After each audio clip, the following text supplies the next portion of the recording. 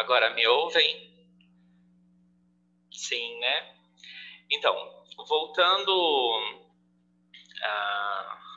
voltando aqui, nós vamos falar sobre conceitos de segurança do trabalho e biossegurança. Eu acredito que todos vocês já ouviram falar ou têm alguma ideia do que seja essa biossegurança, até porque o próprio nome já diz, e ele nos dá uma ideia do que seja. Eu não sei se vocês lembram, muitos anos atrás, lá no ensino médio, quando vocês fizeram a oitava ou sétima, oitava série, naquela época se falava em biologia, né? A gente aprendeu lá em biologia que bio está muito relacionado à vida, então ele vem nessa tradução de bio, vida para a gente, né? E segurança a gente já tem a ideia do que seja esse contexto. Então é um contexto de segurança. Então segurança à vida. E o que nos leva a essa segurança da nossa vida? Ela está muito relacionada à nossa área e o nosso conhecimento sobre várias coisas inerentes ao nosso dia a dia. Vocês podem observar que a biossegurança é a área do conhecimento que engloba um conjunto de medidas e ações que busca a minimização e o controle dos riscos inerentes a uma determinada atividade ou local, com o intuito de preservar a saúde humana, animal e ambiental. Então, a gente pode perceber que essa segurança da vida ela está mais ligada a um contexto geral. E por que a gente busca a minimização? Porque a gente não consegue sanar 100% os riscos que acontecem no nosso dia a dia.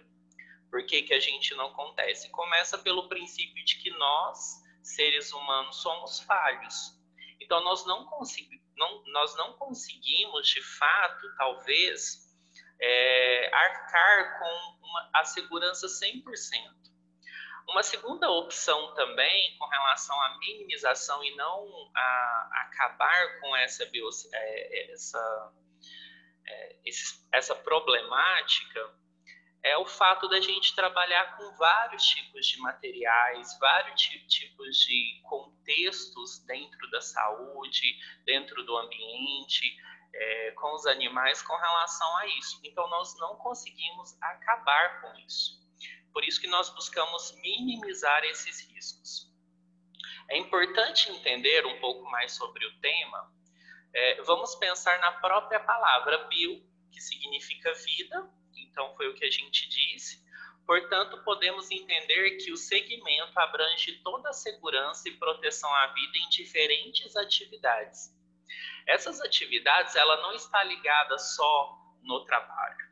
Ela está ligada em todo o contexto da sua vida, da vida de cada um que cerca de uma certa maneira e faz alguma atividade. Como, por exemplo, nós temos o Adenilson, eu acredito que é ele mesmo que iniciou um bacharel em educação física. Então, os riscos que ele teria como professor em ensinar os seus alunos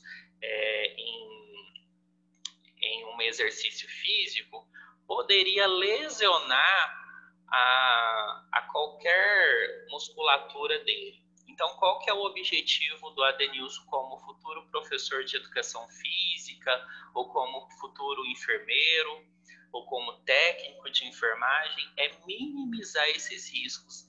Ensinar de uma maneira correta e efetiva a fim de que isso não aconteça.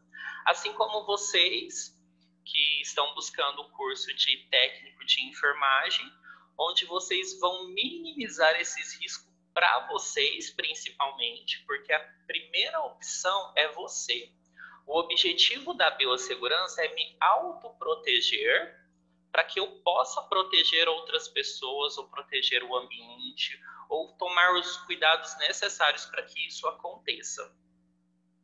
Em todos os aspectos, a biossegurança deve estar presente das atividades de pesquisa e exploração, até mesmo a rotina diária de trabalho.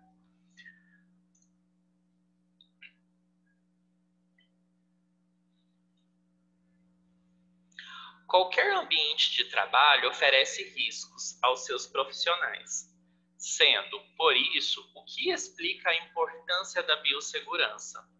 Ocorre que em hospitais, clínicas e em outros serviços de saúde, esses riscos envolvem também os pacientes e os impactos ambientais e sociais. Por isso, são necessárias uma série de medidas de segurança. Então, o que acontece? Quando a gente fala em hospital, em clínica ou qualquer área da saúde, nós estamos falando de vidas, de pessoas que também vão passar por ali. O que acontece? O que eu acabei de dizer há pouco?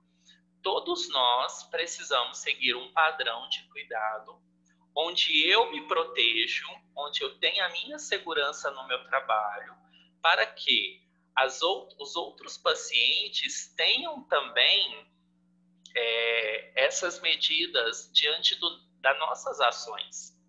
Como, por exemplo, a gente pode observar que dentro de um hospital nós fazemos medicação em um paciente. Então, quando eu faço a medicação no paciente, existe uma técnica.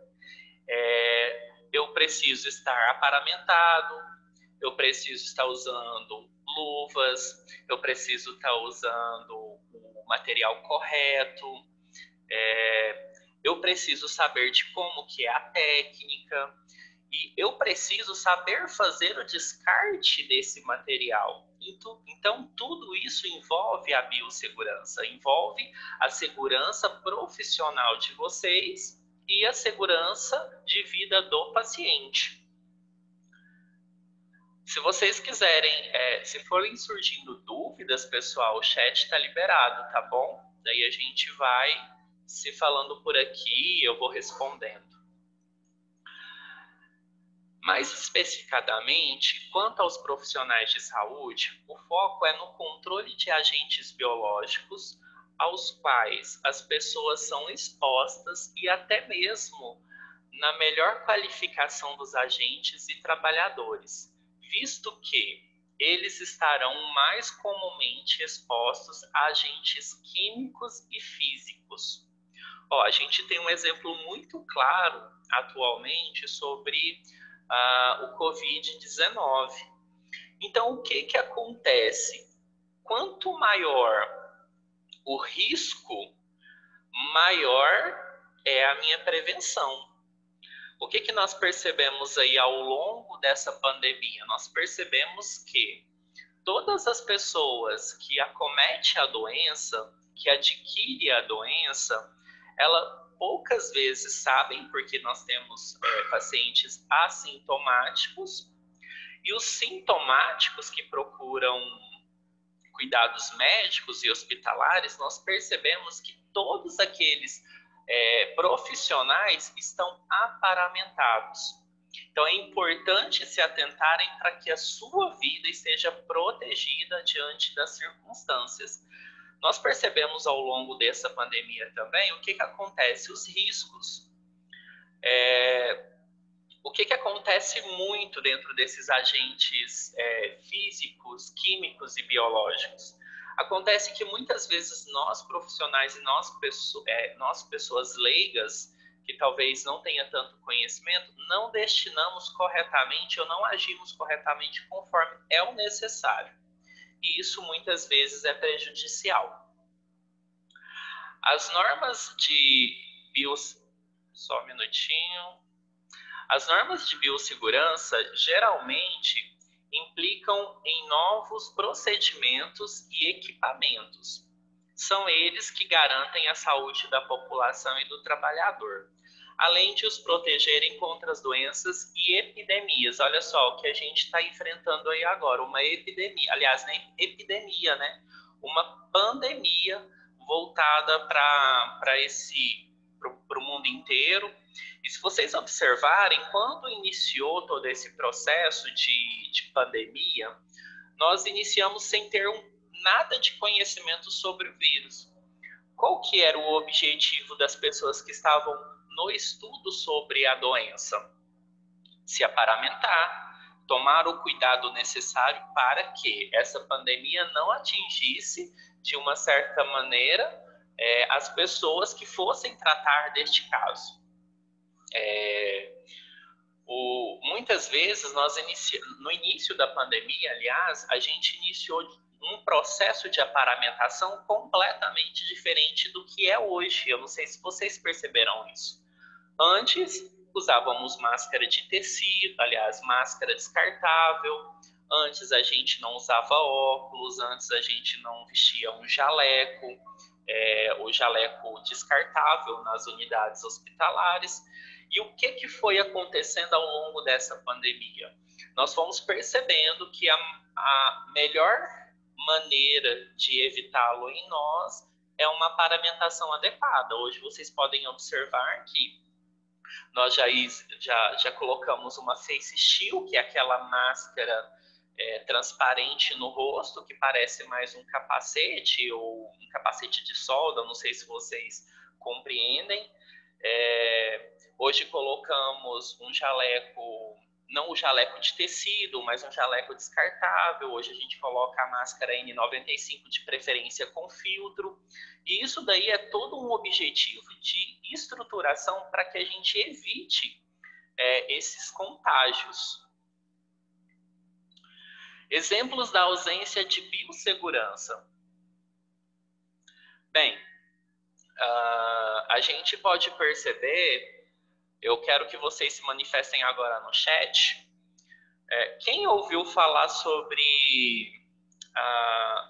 o Césio 137? Todo mundo ouviu falar? Sim.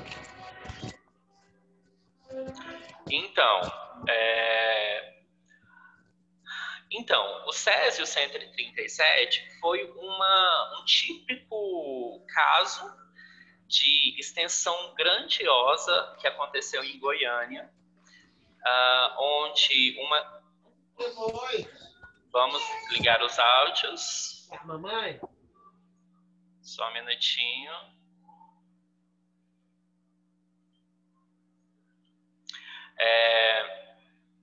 A gente percebe que em Goiânia aconteceu um caso extraordinário, aliás, nem é extraordinário, né? Um caso que abalou muito tempo a cidade, que foi uma clínica abandonada, fechada, e foi deixado lá um aparelho radioativo, um aparelho que transmitia radiação por conta de quimioterapia. Esse caso, ele se transformou até em filme, o que mais tarde vou sugerir para que vocês vejam esse filme. Está cortando a ligação a sua voz. Tá, vou tentar falar um pouco mais devagar. Estão me ouvindo melhor agora? Então, este caso do Césio 137, ele ocorreu... o Adenilson conhece o caso de Goiânia, que é o Césio. Ela aconteceu, que foi o maior clássico de ausência de biossegurança, no qual o abandono de um aparelho de radiação devido à desativação de uma clínica e a falta de destino correto do aparelho levou à contaminação. Então, olha só, o que aconteceu? Os instrumentos, esse aparelho foi encontrado por catadores de ferro velho e eles acreditavam que aquilo ali era uma sucata e começou a desmontar essa peça, esse aparelho, a fim de vender. E à medida que eles iam vendendo e distribuindo e mexendo cada vez mais na máquina, ela foi distribuindo radiação. No Brasil, para vocês terem uma ideia, essa foi a maior catástrofe de radiação exposta acometida em pessoas. E as pessoas no início achavam muito interessante, porque quando chegava no escuro, a mão ficava fluorescente. Então eles achavam aquilo ali tudo muito interessante. Isso levou à morte de muita gente. Isso levou a sérios danos às pessoas. E muitas doenças foram desenvolvidas e anomalias. Tanto é que muitas pessoas adoeceram de câncer e viveram uma vida muito infeliz. Até hoje existem pessoas com sequelas relacionadas a essa catástrofe que aconteceu. Então, assim, isso foi uma questão de cuidado, onde a clínica não teve o cuidado antes de fechar, antes de ser abandonada pelos donos que chegaram à falência, a destinar esse material no local correto. Então é muito importante, quando eu falei há pouco sobre o descarte, é importante você saber para onde você tem que descartar as coisas, aonde você deve fazer esse descarte. Como eu disse, foi a maior catástrofe radioativa aqui no país, e as outras grandes catástrofes que acometeu ao mundo, que foram essas aí. Chernobyl, que a gente vai falar há pouco, Three Mile Island, Kistin, Tokaimura, Seversk, Yucca, Flat, Windscale, Bohunice e Fukushima. A gente vai abordar cada uma brevemente, mas da maior catástrofe do mundo, eu acredito que Chernobyl foi a que mais matou pessoas com relação à radiação. Foi o maior desastre do mundo, como está aí no tópico, liberando uma nuvem radioativa com 70 toneladas de urânio e 900 de grafite. Chegaram a 2,4 milhões de pessoas em óbito, e a escala ela atingiu um nível 7, então existe uma escala de classificação de catástrofe. Embaixo na figura aí, se você observar, existe 1, 2, 3, que são regiões, existe 400, 800 e 1.200.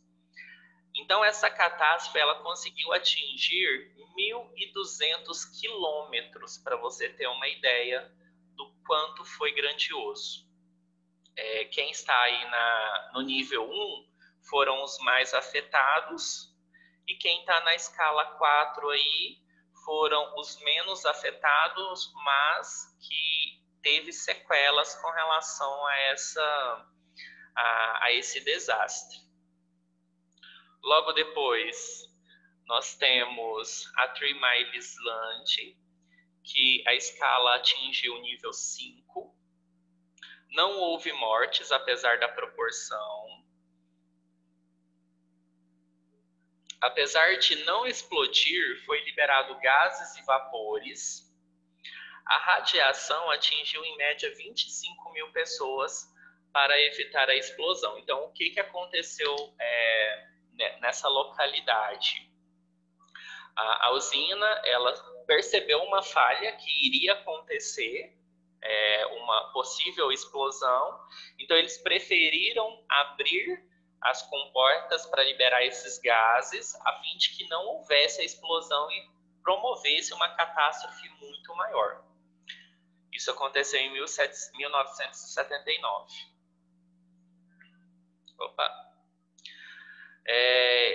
Em Kistin, houve uma falha no sistema de refrigeração.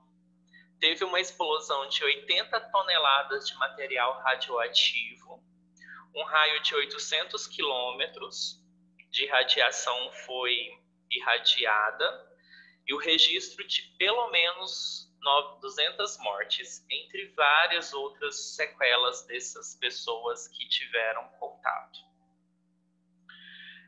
Tokaimura, a 100 quilômetros de Tóquio, a cidade sede da indústria nuclear japonesa, foi palco de um acidente que expôs mais de 600 pessoas a alta radiação, em 99.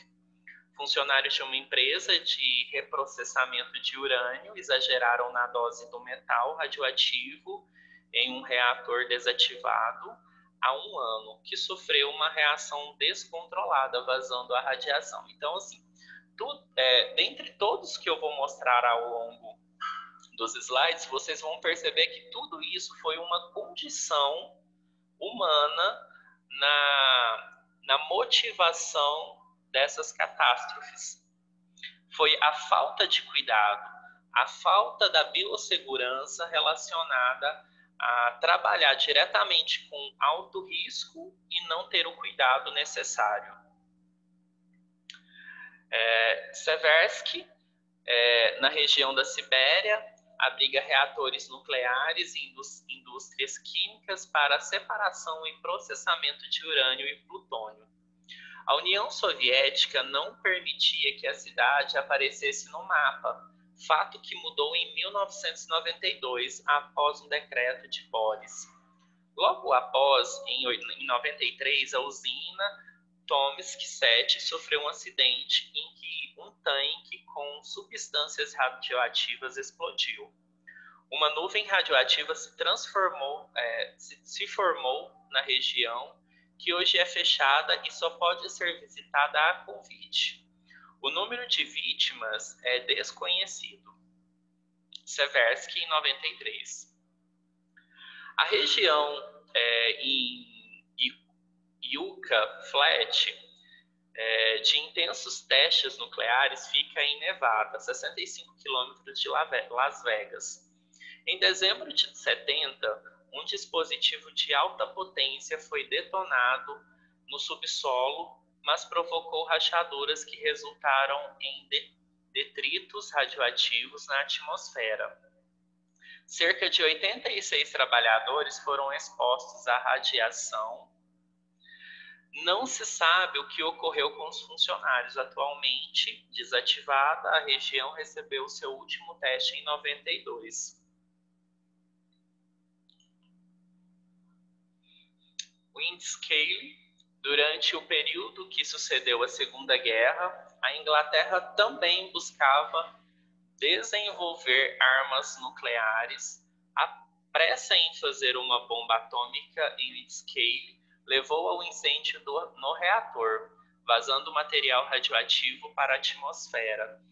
Para manter uma boa imagem sobre seu programa nuclear, o governo do país tentou ocultar as negligências que levaram ao acidente, que supostamente ocasionou mais de 200 de casos de câncer entre as comunidades vizinhas. Então, olha só, além do risco que aconteceu em Windscale, o governo tentou camuflar o acontecido e não teve os cuidados necessários para que essas pessoas tivessem um cuidado maior. Então, por falta de biossegurança, por falta de cuidar da vida daquela região, as pessoas teve câncer. E isso é o que muito acontece ao longo do trabalho. Vocês, como futuros técnicos de enfermagem, vão perceber muito isso, sobre a falta de cuidado. Eu lembro de... Eu vou terminar primeiro os slides e vou contar um caso muito interessante para vocês sobre falta de cuidado que eu tive experiência própria nos meus estágios de faculdade. Em Bohunice, o acidente na usina de Bohunice, na Tchecoslováquia, em 77, hoje dividida entre a República Tcheca e a Eslováquia, ocorreu após uma mudança de combustível. Os absorventes de umidade que cobriram as barras de combustível não foram removidos da forma correta. Como consequência, o combustível sofreu superaquecimento, levando à corrosão do reator. Segundo a Agência Internacional de Energia Atômica, não há estimativas adequadas sobre os feridos ou mortos, porque, na ocasião, o acidente teria sido encoberto pelo governo soviético. O que se sabe é que os gases radioativos se espalharam por toda a usina. Fukushima, localizada a cerca de 250 quilômetros ao norte de Tóquio, a usina nuclear Daiichi, em Fukushima, sofreu danos em 3 de seus 6 reatores, em 11 de março de 2011, depois de um terremoto de 9 graus na escala Richter ter atingido o país. Autoridades japonesas afirmaram que os níveis de radiação liberados foram altas, quase preocupantes. Os desastres foi classificado como grau 5 na escala internacional de acidentes nucleares. Após o ocorrido, cientistas japoneses pretendem realizar uma mini fusão nuclear a fim de entender melhor o acidente em 2011 e se preparar de forma adequada em caso de novas catástrofes. O Japão sempre evoluído nessa questão, né, com relação à prevenção. Acabou aqui e eu vou contar um caso muito peculiar com relação à falta de cuidado à biossegurança. Eu estava no meu estágio no Hospital Municipal aqui de Rio Verde, no centro cirúrgico, e a gente estava saindo do centro cirúrgico,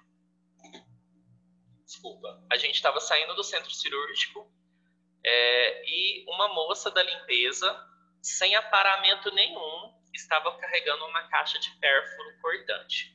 Para quem não conhece ainda o que é uma caixa de pérfuro cortante, é onde a gente descarta agulhas, lâminas de bisturi, seringas contaminadas, algodão, que geralmente a gente não despreza no infectante por preguiça, vai lá e coloca naquela caixa.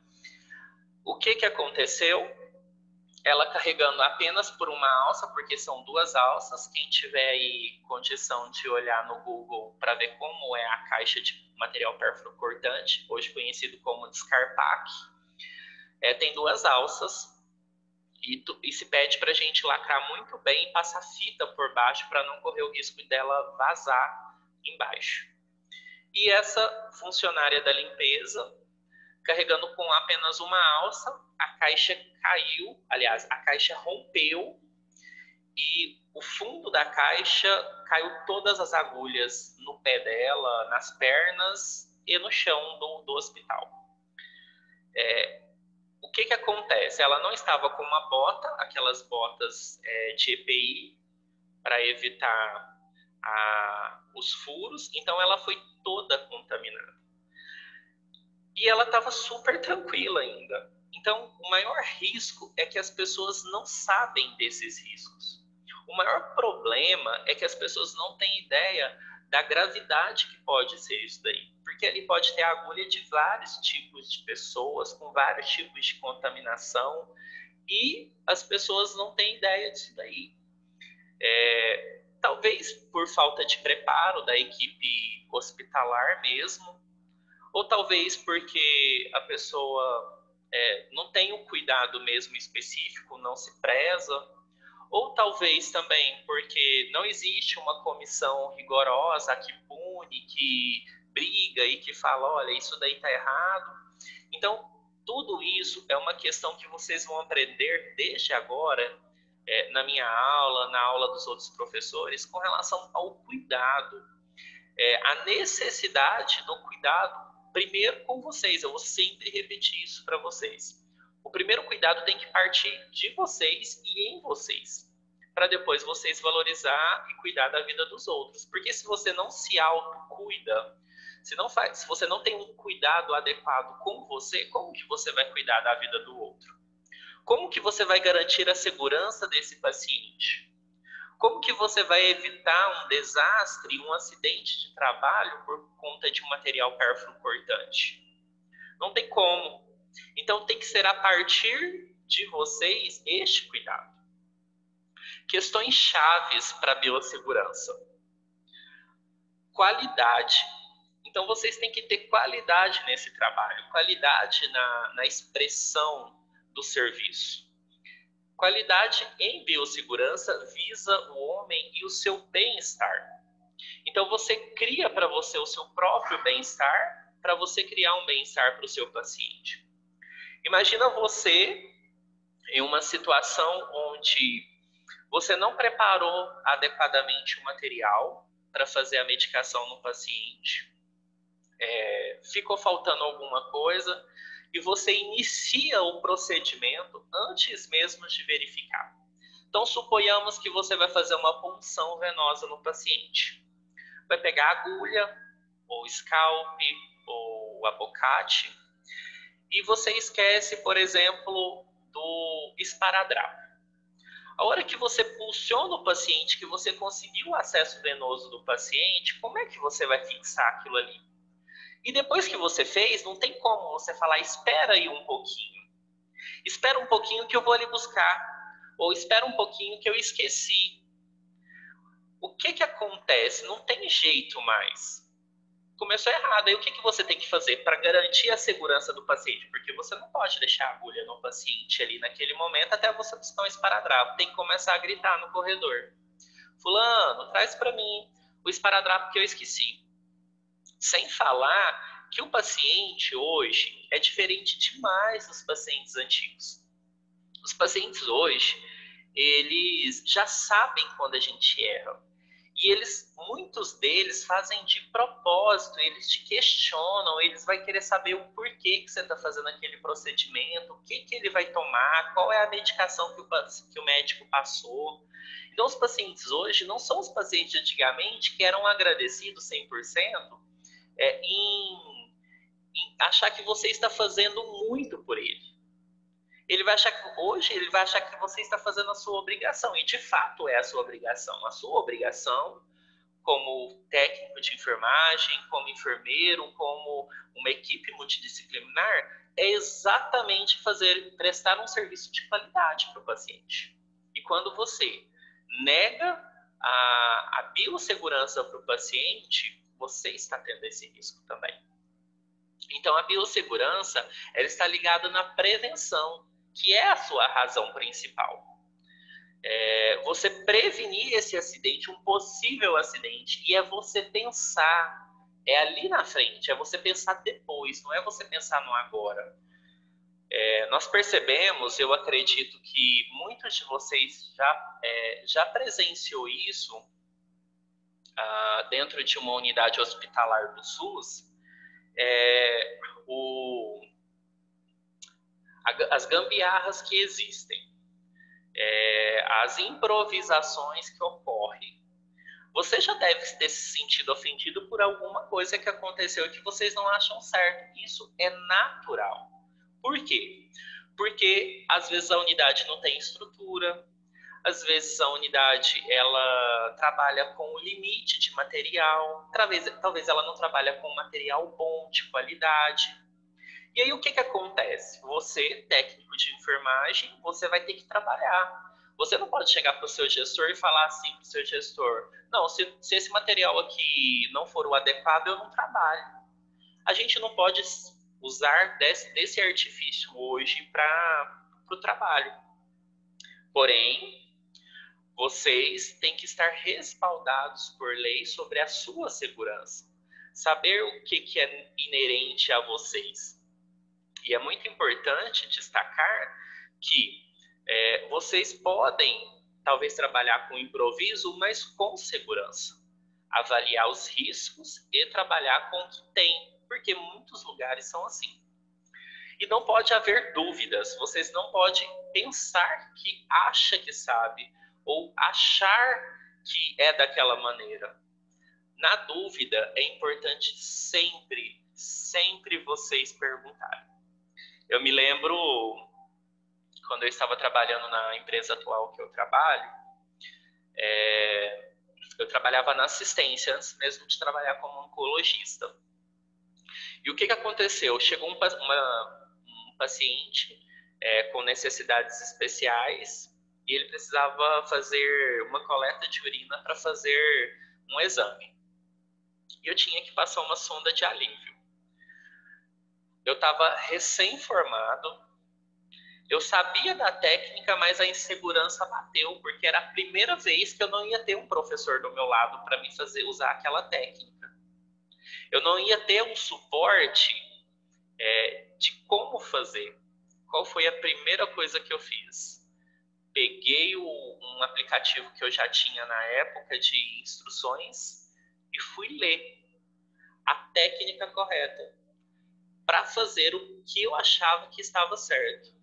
Então, a gente não pode ficar no achismo, a gente tem que ter ciência daquilo que a gente está fazendo diante das circunstâncias. Eu não sei se vocês ouviram falar, e eu vou dar aula sobre isso mais para frente, mas para aqueles que são curiosos e gostam de pesquisar muito sobre, eu vou falar sobre NRs. NRs são normas regulamentadoras, são, digamos, a cartilha do beabá para você aprender como proceder diante das circunstâncias. Então, é muito importante vocês terem ciências que tudo hoje dentro da saúde ou em qualquer outro lugar existem normas técnicas para ser realizadas. Formas que foram estudadas de maneira que aquilo ali vai fluir com coerência. É muito importante vocês pensarem dessa maneira. Como eu disse, qualidade no serviço, qualidade na segurança, prevenção e nunca achar, sempre ter certeza. É até um dito popular, né? Quando alguém questiona a gente fala, não, eu acho que é assim. Quando você for questionado na sua técnica, você não pode falar, eu acho, não. Você tem que falar, eu tenho certeza que é assim. Por isso que nós temos que ter certeza daquilo que nós queremos, daquilo que nós temos objetivo. Muitos de vocês hoje querem ser técnicos de enfermagem. E realmente é isso que vocês querem prestar um serviço de qualidade, vocês querem ter certeza da formação de vocês. É preciso isso. É preciso ter certeza para que vocês prestem essa qualidade de serviço para as pessoas, para os pacientes, para a sua família. Isso é muito importante. Então, vamos falar sobre a regulamentação da biossegurança. Como eu disse, nós temos NRs, que mais para frente a gente vai abordar cada uma, sobre a relação de cada uma no contexto de saúde, e não só da saúde, como também em outras empresas, como usinas, como empresas privadas de fornecimento de materiais de construção, de área civil, entre outras. Existem várias normas regulamentadoras, que são a cartilha, como eu disse, o beabá, para vocês saberem como proceder. E dentro da biossegurança na saúde, nós temos uma normativa, que ela está presente na legislação, a fim de mostrar a importância de preservar a vida e oferecer segurança em qualquer atividade. Essa lei, ela está prevista na Lei 11.105, de 24 de março de 2015, com o princípio de atenção, onde se deve dar aos riscos relativos das técnicas de manipulação de organismos geneticamente modificados, como os alimentos transgênicos. Mas pesquisas e o trabalho em ambientes como, por exemplo, indústrias, hospitais, laboratórios, hemocentros e universidades devem também levar em consideração essa biossegurança. E é dentro dessas normativas que nós vamos dissolver todo esse conteúdo. Como já comentamos neste conteúdo, a biossegurança tem que ser seguida em todas as áreas.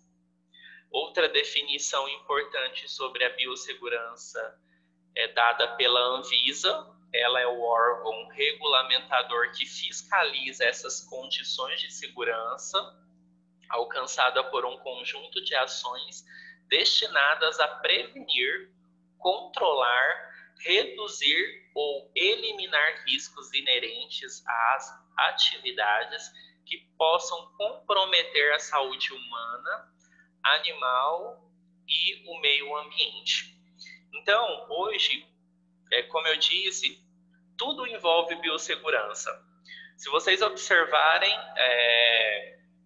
aqui mesmo Em Rio Verde, para quem é de Rio Verde, nós temos a BRF. Se vocês verem algum colaborador que trabalha lá, ou se vocês forem lá dentro da empresa, vocês vão perceber que eles usam EPIs. E existe uma pessoa que cobra exatamente isso daí dele. Se você for dentro de um hospital, nós vamos ter a CCIH, que é o Controle de Comissão de Infecções Hospitalares, que vai cuidar exatamente disso daí. Se vocês forem numa empresa de engenharia civil, que faz construções, vocês vão perceber os EPIs sendo utilizados. Então, recentemente, na cidade de Porteirão, eu não sei se vocês ouviram esse caso, um rapaz, ele estava prestando um serviço para a usina, terceirizado para a usina, onde ele estava dentro de um caminhão, ele estava num caminhão-pipa para jogar água, sabe? Era tipo um bombeiro, um caminhão-bombeiro para evitar queimadas nas canas. Evitar não, ficar de olho para caso se acontecesse eles estarem lá. E o que aconteceu? Esse caminhão-pipa, ou de bombeiro lá, ele estava com água, porém ele tinha tido uma carga de combustível. Essa pessoa, esse rapaz que estava lá, esse funcionário, resolveu fazer uma solda no tanque. E o tanque explodiu, levando levando o funcionário a óbito no momento, no local. Então, qual que era o cuidado dele? Qual foi o cuidado dele? Ou qual foi estava usando EPI, mesmo que tivesse também, né? Mas vamos olhar na perspectiva. Estava usando EPI, sabia dos riscos, estava ciente, o dono, o proprietário, o colega sabia da necessidade de fazer uma solda, por que esperou ir para campo, por que não fez a manutenção corretamente. Tudo isso envolve biossegurança. O cuidado que se deve ter, né? Qual é a relação entre a biossegurança e a segurança do trabalho? A relação entre a biossegurança e a segurança do trabalho é imensa, visto que alguns ofícios, como o de um profissional de saúde, estão diretamente ligados às práticas e ações que proporcionem uma melhor proteção no dia a dia, não apenas nesses locais, mas inclusive a população como um todo. Um dos exemplos mais clássicos é o uso de equipamentos de proteção individual, que precisam estar de acordo com as atividades e riscos de cada trabalhador. Como o nome já sugere, eles servem para proteger individualmente cada usuário, bem como para a contenção dos mais variados riscos existentes que possam ameaçar a segurança. Como eu disse, eu sou enfermeiro oncológico, e então a minha aparamentação é completamente diferente da aparamentação do enfermeiro ou do técnico de enfermagem hoje, porque eu trabalho com quimioterapia, sabe? Então, esse risco, o cuidado é muito importante dentro do trabalho em que você está envolvido. Quais são as vantagens de seguir as normas de biossegurança? Redução dos riscos à saúde dos trabalhadores, minimização de acidentes em laboratórios, preservação do meio ambiente e da sociedade. Quando a gente fala em preservação do meio ambiente e da sociedade, nós temos que ressaltar que dentro da saúde, a gente não pode fazer o descarte do material no aterro sanitário. Então, nós temos que muitas vezes pagar por um serviço de descarte para que o descarte seja correto. Aumento da qualificação profissional dos envolvidos. A gente se ouve falar muito hoje na área da saúde sobre equipe multidisciplinar e educação continuada. Aí o que acontece? Hoje não se tem mais Hoje não se tem mais aquele cuidado dessa educação continuada, que é fazer o treinamento adequado. Primeiro porque nós, vou fazer de uma maneira geral, me incluir também, nós morremos de raiva quando nós temos que sair dos nossos afazeres para assistir uma palestrinha de biossegurança, ou de normas técnicas, ou de como fazer um processo dentro da unidade. Nós temos, não é nem preguiça, nós temos cansaço físico e mental por conta disso, porque nós, profissionais da saúde, somos muito sobrecarregados. E vocês vão enfrentar isso na pele. Mas nós temos que, mesmo com raiva, mesmo tendo que deixar nossos afazeres, nós temos que participar, porque esse processo é que faz a gente melhores no nosso trabalho. Como a biossegurança é fiscalizada no Brasil e quais são suas aplicações? No Brasil, a regulação e a fiscalização da biossegurança é feita pela Agência Nacional de Vigilância Sanitária.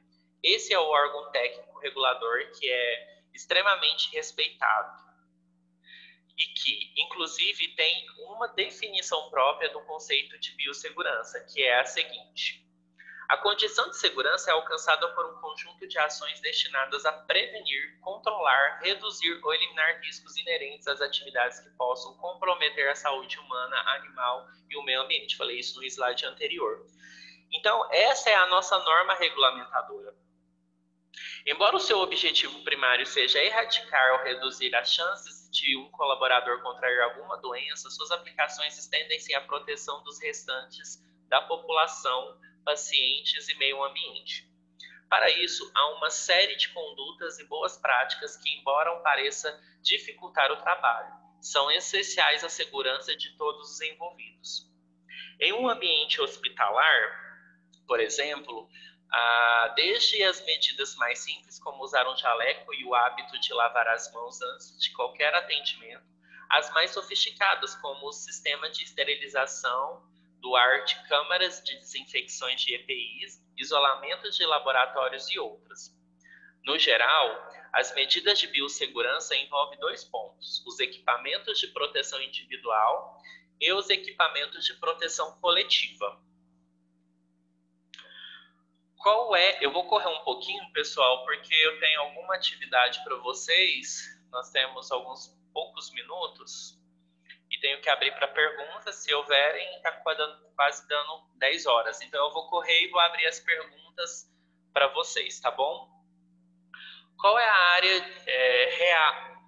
a real importância da biossegurança e seus efeitos?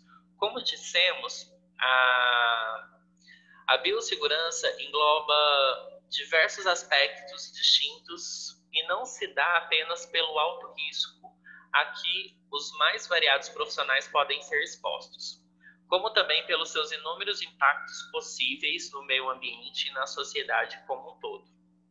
Do ponto de vista da saúde no trabalho, os acidentes mais comuns envolvem ferimentos com agulhas ou bisturis. Quando isso acontece, pode haver contato com sangue contaminado, principalmente entre os profissionais de enfermagem. Entretanto, a ausência de procedimentos de biossegurança poderia levar a os riscos para fora do âmbito hospitalar, como epidemias, contaminação do solo e da água e disseminação de doenças raras ou erradicadas, atingindo o restante da população. Eu quero abrir uma observação sobre esse tópico e espero que vocês prestem bastante atenção, porque quando vocês estiverem trabalhando como técnico de enfermagem, vocês vão lembrar do professor Júnior. Cuidado, usem técnicas corretas. Quando nós falamos aqui, podemos levar riscos para fora do âmbito hospitalar, como epidemias, contaminação do solo e da água e disseminação de doenças. É importante destacar que isso é verdade, é o que mais acontece. Um caso muito notório é sobre antibióticos. Por que os antibióticos se tornaram medicamentos controlados pela Anvisa? Porque primeiro ele era tomado à torta e à direita. Qualquer dorzinha de garganta você tomava um antibiótico. E segundo, hoje os profissionais de enfermagem, tanto técnicos como enfermeiros, quando aspira a medicação, aspirar é puxar a medicação, buscar a medicação para dentro da seringa. Quando eles vão tirar o ar de dentro da seringa, ao invés deles tamparem a agulha, não. Eles atiram o ar da seringa com a agulha aberta. E aí, aquelas gotas de medicação que expandiram para o ambiente, principalmente de antibiótico, faz qualquer formiga, qualquer barata, qualquer inseto que passe por ali, fazer uma mutação onde as pessoas vão se transformar em pessoas, como que eu posso dizer? Elas não vão ter funcionalidade aquele antibiótico determinado, porque ela já está,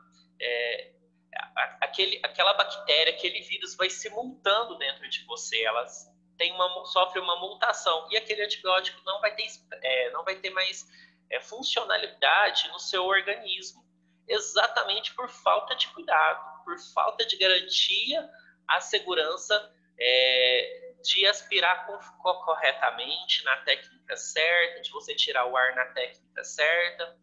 E muitos profissionais de enfermagem fazem isso hoje. E é um erro. E quando você chama a atenção desses profissionais nesse contexto, ele fala, não dá nada não. Porque não é com ele, talvez, ou porque ele não tem ideia. Então é importante vocês lembrarem disso daí, quando vocês estiverem trabalhando. Por fim, o Adenilson comentou aqui, trabalho de transporte de passageiros. Bom, estou querendo evoluir, por isso estou fazendo... tá, ok. Estava falando o objetivo dele. Deixa eu minimizar a tela aqui de chat, espera aí. Por fim, podemos ver que a importância da biossegurança é refletida na variedade e complexidade de suas normas, que devem ser implementadas e fiscalizadas pelas instituições e seguidas pelos profissionais, garantindo a proteção de todos os envolvidos.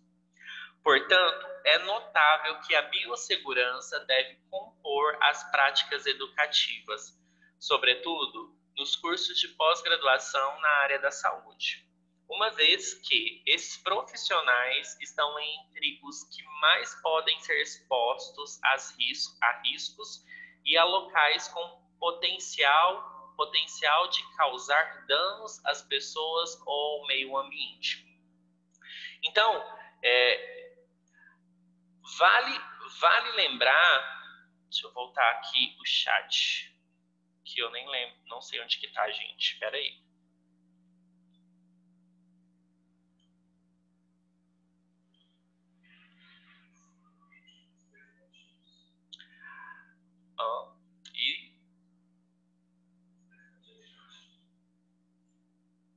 Obrigado.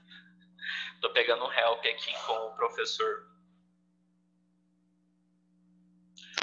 Sim, eu vou disponibilizar o material para vocês estarem imprimindo e estudando.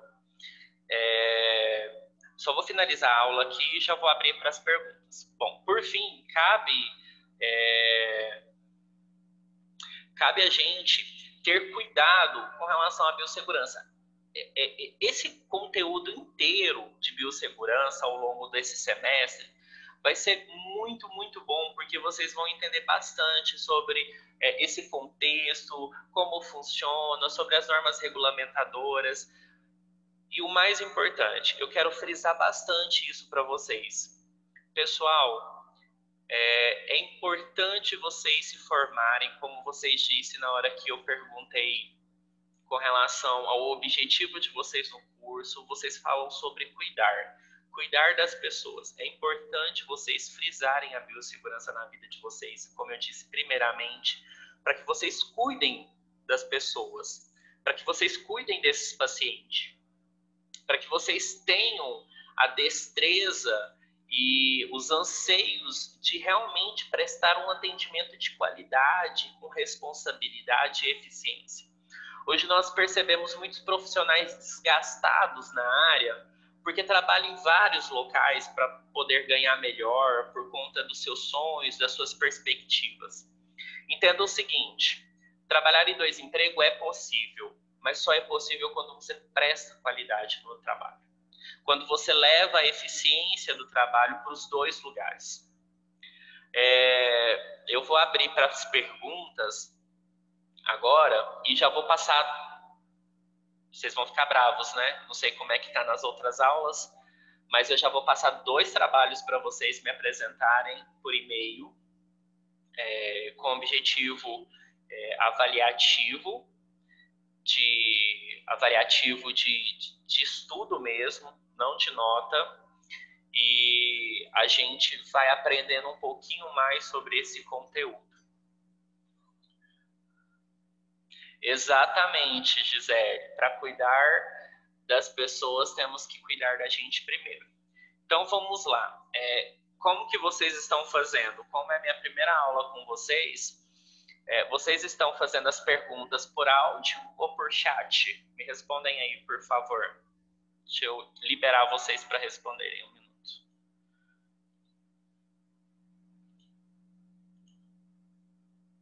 Quem pode me responder como vocês estão fazendo as perguntas?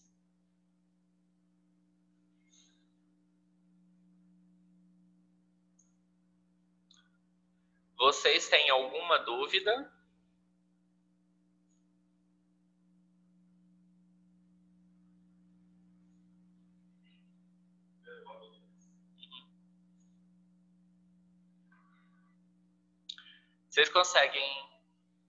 Vocês conseguem me ouvir? Eu tô ficando preocupado aqui. Vocês estão me ouvindo bem?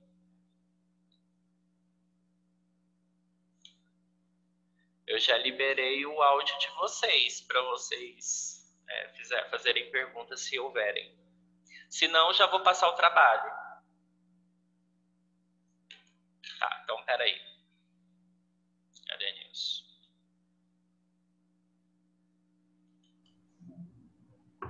Pronto, Adenilson, quer fazer alguma pergunta? Tá liberado. Não tem uma pergunta para fazer ultimamente, não. Só que os nossos colegas prezam a eficiência, né, desse curso. Sim. É fundamental. Exatamente.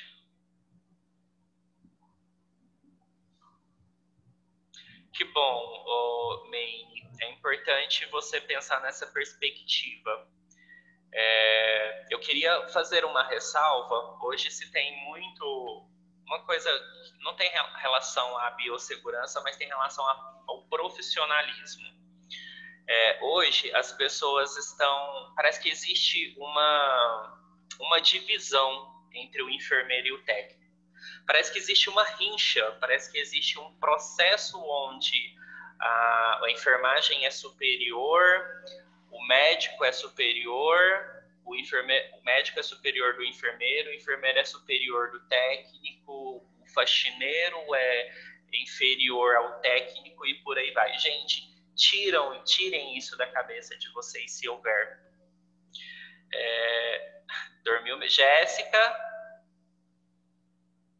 Tirem isso da cabeça de você. Na equipe, é isso mesmo, Gisele, uma equipe precisa de todo e tudo faz parte de um processo multidisciplinar. O enfermeiro não pode ser nada sem o técnico e o médico não pode ser nada sem o enfermeiro. É importante vocês entenderem isso daí.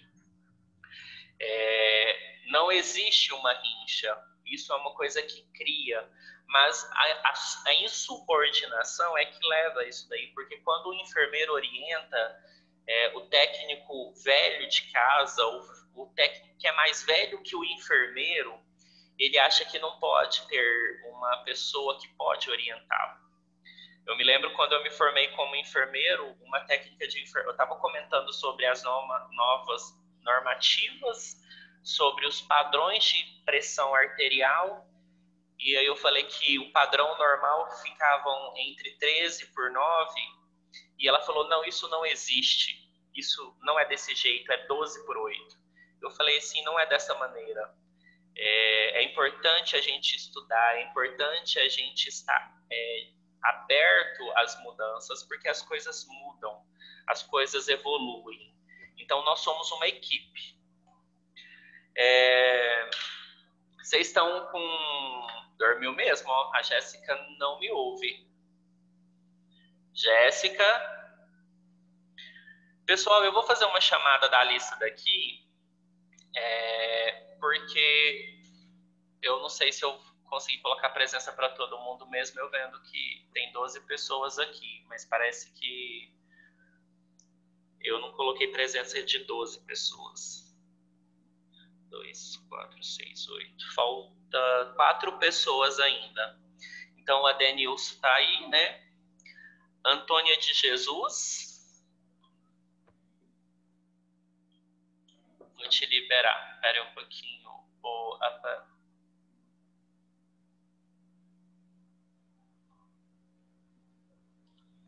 É verdade, viu, Gislene? Com essas pressões de hoje, do jeito que tá, nós podemos encontrar aí 15 por 9 e ainda encontramos uma normalidade, principalmente para o profissional de enfermagem, viu, gente? Na hora que chegar lá para vocês os pacientes psicóticos, vocês vão ver a pressão de vocês subirem mais do que do próprio paciente. Liberado? Liberado? Não, só um minutinho, então. Deixa eu passar o trabalho. Então, eu ia fazer a chamada e deixa eu passar o trabalho de vocês, então, que eu preciso. Nós estamos atrasados 12 minutos, mas foi porque a professora atrasou minha aula, gente.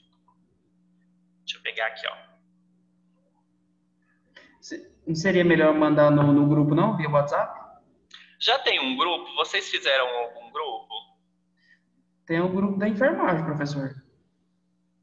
Deixa eu olhar se é o mesmo que eu tenho. Vocês já fizeram um e-mail do grupo? Não. Só um minutinho. Ah, tá bom, então. Então eu vou deixar alguém responsável para criar um grupo. Eu vou passar meu contato aí. Alguém pode se disponibilizar em fazer esse grupo? Ok, vou passar meu contato no chat agora. Sua pesquisa gerou o seguinte...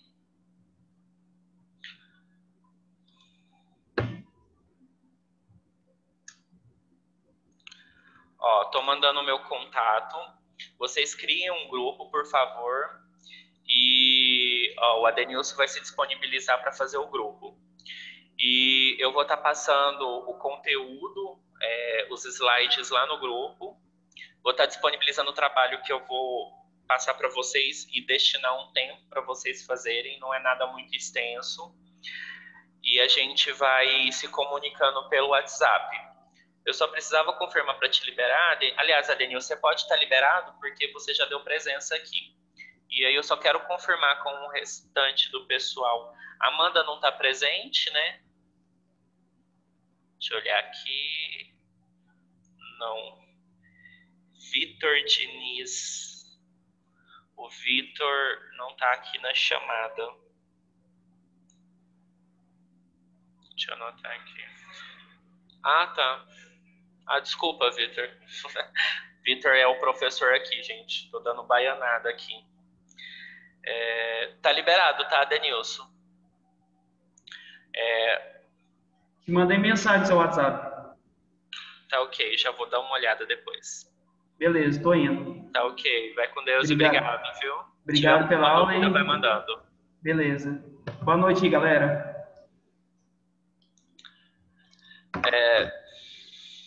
Pessoal, só um minuto para eu fazer chamada, porque tem alguém que não... Tem algumas pessoas que parece que não estão aqui na chamada. Adenilson, Aparecida, Varejens.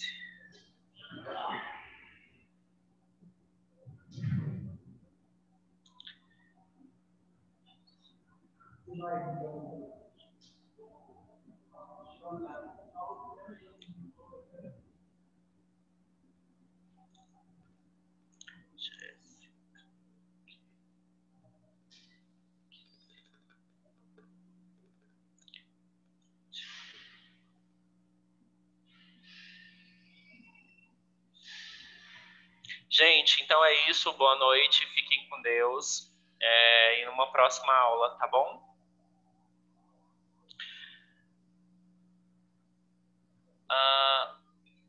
Maine. Não, eu já tinha colocado a presença para você, Maine.